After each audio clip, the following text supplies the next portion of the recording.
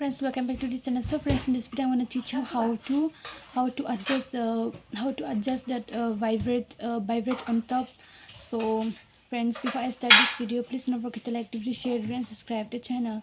So friends, so you first of all you have to go to the setting here, then after go to the setting, then you have to come down, then can you see it here, this one, sound and vibration. So you have to press this one.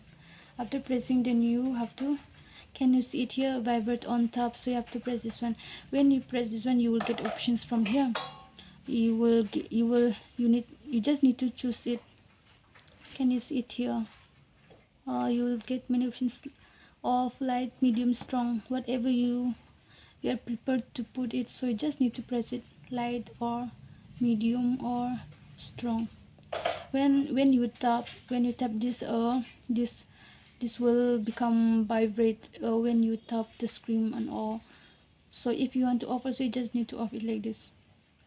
So friends, if you like this video, please don't forget to like the video, share it and subscribe to the channel, and thanks for watching.